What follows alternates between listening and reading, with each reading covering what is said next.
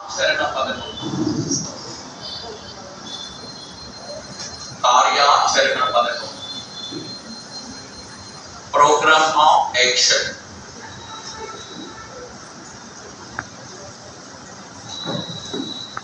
Programme of action.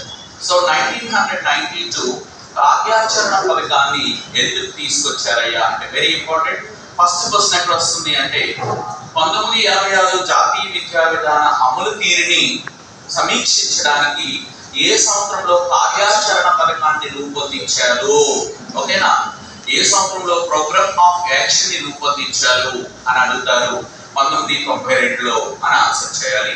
Right, దీని ఉద్దేశం ఏమిటి అంటే 1986 నేషనల్ పాలసీ ఆఫ్ ఎడ్యుకేషన్ అంటే 1986 జాతీయ విద్యా విధానం అమలు తీరును సమీక్షించడము. ఓకేనా, సో 1986 జాతీయ విద్యా విధానం నివేదికలోని అంశాలు ఎంతవరకు ఎలా అమలవుతున్నాయో సమీక్షించే ఉద్దేశంతో 1992వ సంవత్సరంలో కార్యాచరణ పథకాన్ని రూపొందించారు.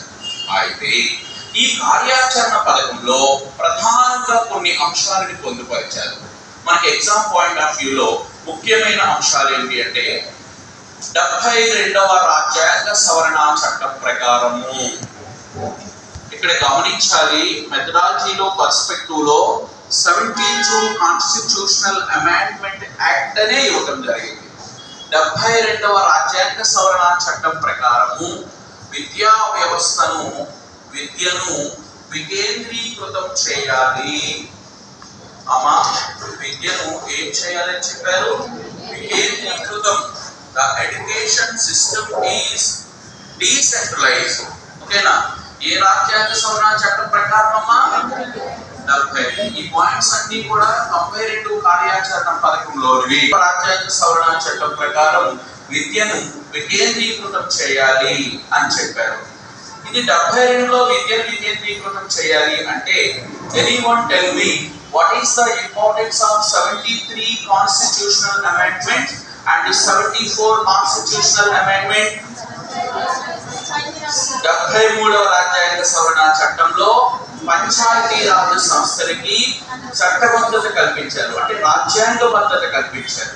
74వ రాజ్యాంగ సవరణ చట్టంలో పట్టణ స్థాయి స్థానిక సంస్థలు ఏవైతే ఉంటాయో వాటికి రాజ్యాంగబద్ధత కల్పించారు. కానీ 72వ రాజ్యాంగ సవరణ చట్టం దేని గురించి చెప్తుంది అంటే విద్యను వికేంద్రీకృతం చేయాలి. అంటే ఎడ్యుకేషన్ అనేది కేవలం కేంద్ర ఆధీనంలోనే కాకుండా రాష్ట్ర స్థాయిలో, అలాగే రాష్ట్రం నుంచి మరలా లోకల్ బాడీస్, మున్సిపల్ బోర్డులు నిర్వహించాలి, కార్పొరేషన్ బోర్డులో విద్య నిర్వహించాలి, మండల పరిషత్తుల ద్వారా విద్య అందాలి, జిల్లా పరిషత్తులకు ఏ రాజ్యాంగ సవరణ చట్టం చెప్తుందండి?